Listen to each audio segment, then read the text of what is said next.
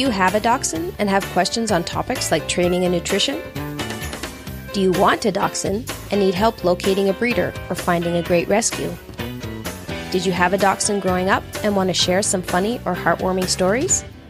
Then you're in the right place. Welcome to the Wiener Dog Lover Podcast, the place to be for all things dachshund. Welcome back, Wiener Dog Lovers. As pet guardians, we don't really need to hear all of the results of the research that's done on the benefits of having a pet. From simple companionship to decreasing blood pressure, we know that animals make our lives better. It doesn't matter if our pups came from a rescue or through a breeder, we know that the love that they offer us is real. Today's guest reminds us that we can give that unconditional love and healing back to our pets. And we really need to remember how to use our intuition to work with universal energy and reconnect with our animals on a truly higher frequency. I know I've had many situations where I felt like I was really connecting either with another person or a pet, and often it's just a result of having tuned in and being really open to hearing what they have to say. Joan has been sharing her amazing gifts for over 25 years as a TED speaker, a Hay House author, and an educator, and of course, a pet parent. Let's get into it. Joan, thank you so much for joining us today on the Wiener Dog Lover Podcast. I'm really excited to speak about both energy healing and animal communication. I have both of your books, and the most recent one, your Energy Healing for Animals. You start off by, you describe yourself as a midwife of energy, and maybe would you share with us what you mean by that and how it guides you in your work with animals? Well, first of all, thank you for having me, and thank you for getting both of my books. I'm so excited. I guess starting out with what a midwife is, if you think of a midwife, they're neither the baby being birthed nor the mother, yet they're facilitating that experience. When you're a midwife for energy, you're able to create the space for healing to happen or whatever is supposed to happen. I mean, sometimes there's healing, but it's not a cure. So you're just being basically an open channel for the others to do what they're supposed to do. Does that make sense? Absolutely. Absolutely. More of a guide and a go-between, I think. Yeah. Is the word. Yeah, that's an interesting way to put it. And then when you talk about using energy to work with your animals, you also work with animal communication. Now, would you suggest that we start with discussing a little bit of energy topic first, or moving into animal communication? Because really, they blend together very nicely. They blend together very, very nicely. I'm open to whatever you'd like to talk about first. Why don't we start with what exactly energy is and various energy healing techniques, maybe? And then one of the other things you talked about in your book was for a lot of people, know what energy is, but not so much what a frequency is. So if we could maybe get into that a little bit as well, that would help people move into the next step, maybe for people who already work with energy or are kind of aware of it. Well, I guess I would say that,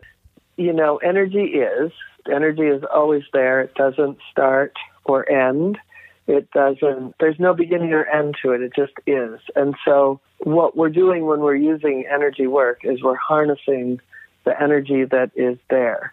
And how I would say what a frequency is I guess we could just play with that concept for a minute. If you were to look at the idea that there are certain things in your life that feel good and certain things that don't feel good. So, for example, when you're laughing, that would be a high frequency, right? Like you just kind of let go and you feel that joy in your body. Joy contains a certain frequency. Happiness, easy, maybe your favorite music, a beautiful sunset, all of those things create within us a high frequency, a frequency that brings us joy, warms our heart, all of that. And when you think about something like pesticides or bleach, certain cleaners, those sorts of things would lower the frequency. Working with energy and frequency, when you look at something like a disease or the confusion in the household that would create naughty behavior,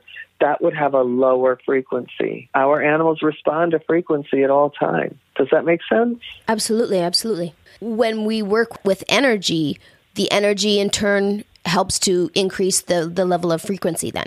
Absolutely. So we start with ourselves. If we want to be a good communicator or energy healer, we have to start with always checking in with ourselves, being that high energy, being that high frequency. We don't have to be high energy. We'd eventually burn out if we were that all the time, but being high frequency. That does make sense. All right. Now, what would you suggest then for people who are trying to work on their own energy and frequency level? We've heard often that our pets mirror us. So if we are giving off low frequency, will that in turn transmit to our animals? Well, I think that's a really great topic because I think that sometimes they mirror us, but more than anything, they are first responders to our energy. So I like that. Yeah, so they look at like how we are, and let's say we're really depressed, they may come in and try to entertain us and then eventually burn out because they haven't lifted our energy. We think of one of the biggest things I think of is at the very base of all meditation and animal communication is meditation. I mean, at the very base of energy healing and animal communication is meditation. Another thing, believe it or not, just like animals need it for their whole being, exercise is something that's going to raise our frequencies. Having good routines and being in that space where you do from thing to thing, where it's like you meditate, maybe you go exercise, and then you start your day having really good rituals, having really good friends around, having really good, all the things you love around you. For me, my animals are raising my frequency. Like I just got back from a big speaking event, and I got in late Saturday night, but everybody was so happy to see me, and then we slept in, and it was so delicious. It was fantastic. That's the sort of thing that I really feel like if we surround ourselves more with the things that we absolutely love, we can't help but to have a high frequency. And then it shares with our animals, so that makes exactly. Total sense. I work with Reiki. Which would you suggest? Like, there are so many different forms of energy healing. How do you either pick or go about choosing which one to use if you were working with your pet or even yourself, really? Well, I think it depends on what's going on. I personally do scalar wave, and I do EFT, emotional freedom technique, on animals. And one of the guideposts for me, if it's a behavioral thing, if it's something like an anxiety or an aggression or being timid or let's just take those three for starters. Sure. I feel like those are all kind of first, second, or third chakra things, and actually combine all three chakras. I would personally be doing EFT, emotional freedom technique, because I think that whenever you're actually doing an energetic body work, you're going to ground an animal way more than any form of energy healing. Because animals tend to be more grounded, and when they lose their grounding, it's a big deal. Putting them back in their body, doing things like the bladder sweep, massage, T-touch, EFT, acupressure, those three are, and cranial sacral would be energetic body work. I would feel like those three things, because an animal can leave their body, they can shoot out of their body in 2 seconds because they live with the fight or flight. And an animal that deals with anxiety, aggression, or fear has probably just slipped right out of their body, just jumped right out of their dog, cat, or horse suit, and not been present, and maybe makes decisions that they wouldn't make if they were more grounded. So for me, behavioral things with those three things at the base are always going to be looking at the energetic body work, and also looking at the energetics of certain foods. From an energy perspective, all three of those things, I would be looking at the energetics of what is the exercise of this animal, what is the food of this animal, and then really grounding them to stay in their body. And then when it comes to more disease-oriented thing, like cancer, diabetes, what have you, those sorts of things, I think that for me, I use the scalar wave because I can really target it into the cells and target it into, start to move the cancer out of the way and bring in the good cells. I love to use it for things like diabetes. I'd be like rebuilding the endocrine and the immune system, just things like that. So working with that energy, working more in disease with energy. And, of course, if you have a holistic vet and you can do acupuncture, that's going to be awesome also. Did you say scalar wave? Yes. What is that? Yeah, scalar wave is a technique of energy healing where you basically you're taking the energy of the universe and you're bringing it in and targeting it to a 0-point energy field. And so you're creating that within your body. And whenever you're bringing a wave of energy in, chaos cannot survive. So you're moving chaos out of the way. Anything, disease is chaos. The cells have turned into chaos. And misbehavior has an element of chaos in it also. Even if they're simply the first responder to what's going on in the household, that's still chaos for them. Scalar wave harnesses the energy within the body and brings in the perfect right cells. And part of the technique is also going through and clearing the chakras. And it's a technique that is both diagnostic and healing at the same time. And is this something that people can learn? Yeah, I have an Energy Healing for Animals home study course, and I have a big course, and I have every fall I teach it at the intensive, and then I've got it'll be coming out in the book soon. Oh, you have another book coming out? I'm going to have a couple coming out, but I'm just waiting to hear on the deals, but yes. Awesome. I did notice you have, like you said, you have intensive programs as well as an intro program. Now, the intro program, is that just something for someone's general use, for themselves, and then the next one is kind of if you plan on working with other people's pets? Is that more what the intensive program is? Yeah, or the other thing the intensive, some people are never going to work with animals. They just come because they want this soul's journey, or they've lost an animal. So the intensive in the fall is always animal communication, animals in transition, death, dying, and beyond, and then energy healing, where we really go through the energy fields and the chakras and the frequency, and then ultimately we do scalar wave on us. We do it usually at the gentle barn with the cows and the pigs and the goats there, and then we do it on our own animals remotely, and then some animals here at my farm. Some people, this is their life calling. Some people, they just want to better themselves for their animals. So there's no rule about who comes to what. A lot of people also are never going to quit, like I have veterinarians. They're never going to quit their vet practice, but this is going to enhance it. Or animal body workers, or vet techs, or trainers. There are a lot of people where they're coming for their soul's journey. Some people are coming because they want to do this for a living, and some people want to enhance what they're already doing. The other question I had was, I do know about EFT in terms of using it with people, but I'm not so aware of how you use it with animals. If maybe we could kind of just open up what EFT is for anybody who may or may not know what it is, and then maybe progress then into how we can use it with our pets. Sure. Well, first, what do you know about EFT? Just about like the tapping and that it's there's various, I have never taken a course. I've only seen some of the videos and various people talking about it, but it's all tapping on various parts and at the same time speaking out a statement, I guess, to rid of maybe it's whether it's a behavior or an anxiety or that kind of, I'm not really sure. Do you tap on your pet? All right. That was a really good explanation. And the reason I wanted what EFT is, emotional freedom technique, is a tapping on acupressure points, specific points that are connected to the meridians, and the meridians are connected to organ systems, and the organ systems are connected to certain emotions. When we do EFT, we are saying, like you said, the setup statement, which is the challenge we're dealing with, like, maybe I'm afraid to move forward. I'm afraid to move forward. And we're releasing it out of our system. And then eventually once we start to have a release, we are able to shift and use transition statements like, I'm ready to forgive myself and I'm ready to move on. So for animals, it's the same thing, only it almost works faster because they're not doubting it. When you see animals that are really afraid, or horses that are really herd bound, or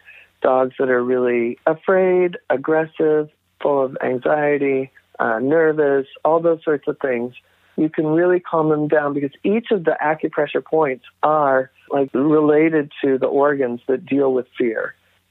It's incredibly powerful for animals that have a lot of issues. Like, for example, just recently, a gal had a dog for about 4 years. He was timid, but big, huge, kind of pit bully sort of guy that was intimidating to look at, right? But he himself was just a big love. However, he started nipping at children, and she, which is terrifying, and she is pregnant. She brought in a dog trainer, and we worked with the dog I went and communicated with the dog. We've done 2 rounds of tapping and some chiropractic, because it turns out there was kind of a headache also going on, which we discovered through the animal communication. And the next thing you know, he was sitting next to kids at a party. It was not the quickest thing, but I would say it was less than 6 weeks. It was a progression of things, and we threw a lot of things at him, but the tapping definitely released the old story and allowed him to be present. That's pretty amazing in 6 weeks. I've seen many dogs that never get past it at all. So yeah, 6 weeks in the grand scheme of things is really not that long. In a lifetime of it's 15 a big, years. Fat nothing. Yeah. Yeah. That's a great explanation. So again, do you actually physically tap on the dog, or because I mean, it's kind of tap on the dog on the same similar tapping points, and if you can't tap on the dog, like let's say it's head shy, then you can tap on the down the bladder meridian, which is along the spine, to kind of, because there are association points that are similar to each of those points on the face. The other one is that you could tap into the air, or you could tap on a surrogate. Like if I'm with a dog that I know is aggressive and I know it could potentially got a little bite history, then if the person has 2 dogs, I will tap on the other dog and have the person follow along so that they're learning it as well. Interesting. And I teach that every spring. That's also in my online course, my energy healing, and it's also every spring I have a live course. So we tap on dogs, cats, horses, people, everything. So my spring intensive is animal communication, EFT, and then animal communication and sanctuary. Interesting. While we're on that topic, where is the best place for people to go to get that information? I'm in a website rebuild, but on my website is one place. I've got on Facebook, I have a closed group called Learn to Communicate with Animals with Joan, and we've got all sorts of free things in there. Like if you go into that, there's a ton of free stuff, like masterclass on animal communication, a masterclass on when your animal, losing your beloved, connecting with your beloved. And we've got tapping videos in there. So we've got a lot of stuff, free stuff in there, and my YouTube channel. And what is the website? JoanRanquet.com, JoanRanquet.com. One of the other things, I think this kind of relates to probably energy and communication, but one of the things you mentioned, talked about medical intuition. And what is that? So medical intuition is doing a scan of the body and getting a sense of what is going on physically. You might find out that, like, in that case, that dog had a pretty significant headache, where the dog that was going after kids, and felt like, kids were pretty chaotic, and at some point something had happened to him. Every time you think about animals, we train with the idea of pressure and release, and animals live in a world of, like, dog comes through and pushes everybody out of the way. That's pressure. When an animal has something going on emotionally, it will often show up also physically. We see cats that will get stressed and pee out of the box. Well, dogs, a lot of times, they get a headache. If they've had an old injury, that can affect their behavior. A lot of times, I've got a great story in a moment. It's actually with a dachshund. A lot of times people think, wow, that behavior changed. Well, the dog is experiencing something physical, and medical intuition can go in, and we can't diagnose, but we can certainly let you know what's going on. One gal had an 8-year-old dog, and slowly but surely, all of his energy was leaving, and he just was so depressed and lifeless. She thought he was ready to go, and she actually called for an animal communication session to let him go. And I was like, I don't think he's ready to go. And then that's what I did. I did the animal communication first, and then I did the medical intuition scan. And when I went through his body, I discovered that his back was completely out. And so she took him to a holistic vet and got non-force chiropractic and some acupuncture. And the next thing you know, he was like perfectly fine. That dog would have been put down if we hadn't done that session. And that's the sort of thing that medical intuition can help with. That's pretty amazing. You were able to figure that out so that we could save him. That's one of my big, I don't know the word I'm looking for, but very committed to working with helping pet parents so that they're not put into a position to euthanize dogs all the time that come up with IVDD, that a lot of times the only option for some of them is what you just suggested, and that he was probably going to be euthanized because people can't afford the surgery. But often there are other options that not all conventional veterinarians will offer. Everybody needs a good holistic vet. Yeah. And a good animal communicator. How do you choose an animal communicator if you were out looking for one? I mean, I think you just have to resonate with somebody. My first thing would be, how experienced are they with animals? Have they been, maybe they're brand new to this, but they've had a corporate job, but they have been on the board of a rescue and volunteered there for 15 years before they got on the board. Like, for me, I feel like a good animal communicator is somebody that is with animals, just knows them in and out. I grew up with horses. There's not a lot that happens. I'm with my horses every day. I'm with my dogs every day. And yes, I travel a lot, but I'm traveling either to teach animal communication or I'm taking people on wildlife trips. I am with animals all day, every day. I'm always in dog training or horse training, right? Like, I ride dressage. I have a horse trainer that comes over. I take my dogs to dog training in it, where I'm constantly learning behavior and learning. So I think you want somebody who's been an animal communicator for a while, is always around animals, and is always learning new modalities and always open to understanding behavior. I think that's a really great explanation, because that, I find, is because we're an unregulated industry for the most part. I'm a dog groomer, and we see that often. People just put out a shingle and say, I'm a dog groomer, and they may have had, a week's worth of experience, and I've been doing this for 20 years. You can't compare the two. Making sure that people are actually doing the work and not just taking somebody's word for it, I guess. And I like what you also said, using your own intuition. If you meet them and speak with them and they don't resonate with you, then perhaps that's not the right person for you. Well, along the lines of the unregulated, I have a school for people to become animal communicators and or energy healers, and they go through 18 months. 13 of those months are on the phone once a week with me, and in person. So they have to come to these intensives. And if they can't travel, then there's other ways we do it. But the thing is, the amount of case studies my students have to do, plus classroom hours, I always treated it like, what if I could get this accredited through a college? So I built it in a way that I want this to be, a college could come and take my curriculum tomorrow, but also that my people that are representing the school are that good. And they have to be that good. That's exactly how I feel. Exactly. I teach grooming, and I have the same philosophy that my name is going out with these people, so I want them to be at the top of their game. Yeah, it's important. It's important for working. If they're working with someone's animal, then you want them to be prepared, ready to do that. And to, like you said, you mentioned earlier about healing isn't always about curing. And I think for people without proper training tend to not realize that. I think sometimes is that they think they have to cure everything, and that's kind of not always what the circle of life is going to be.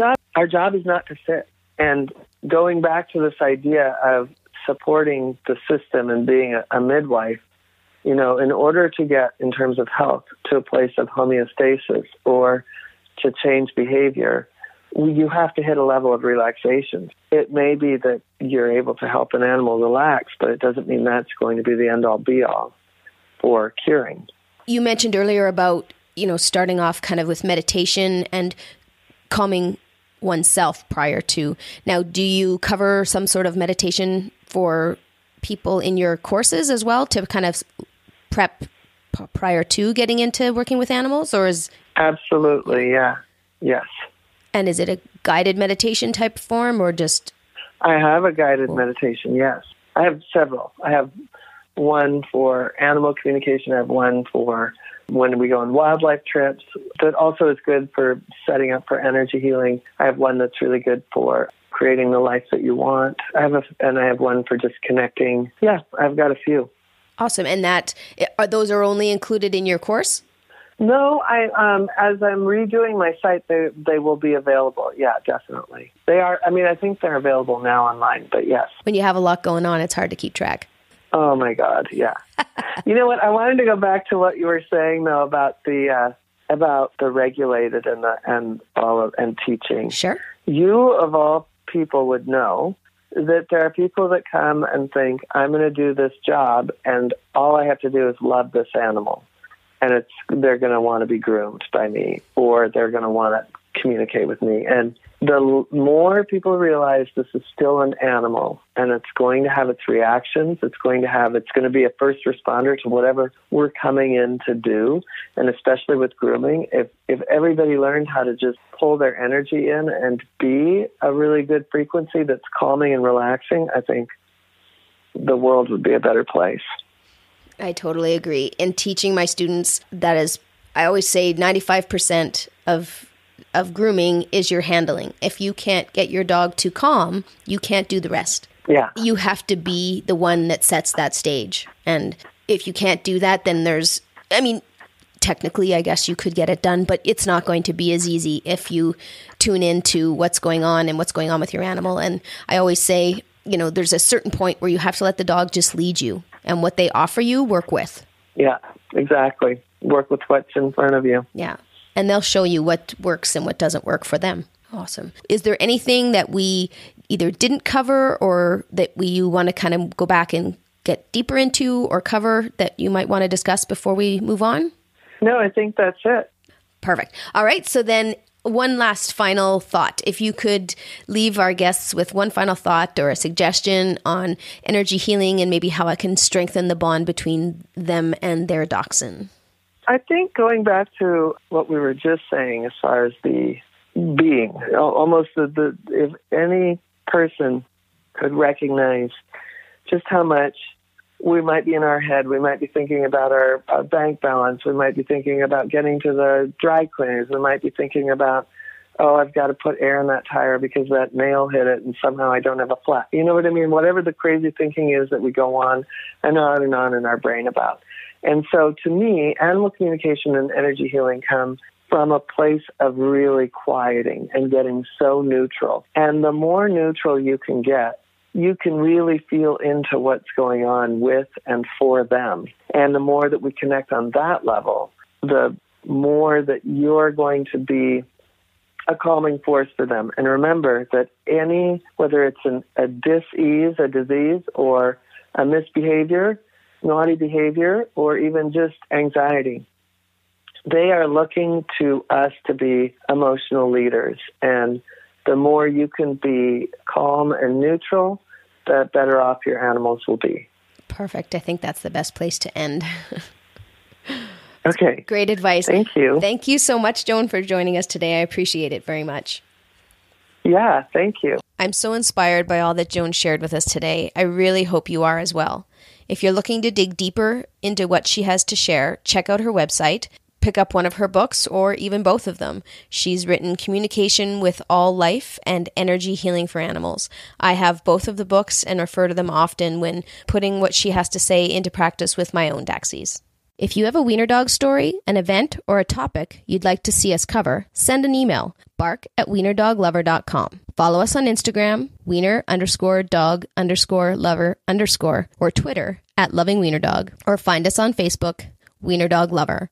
Never miss an episode. Head on over to wherever you listen to podcasts and subscribe, and you'll be notified every time we put out a new podcast. I'd also be grateful if you would leave us a review. Until next time, Wiener Dog Lovers, this is Lori, Sheba, and the Wieners signing off.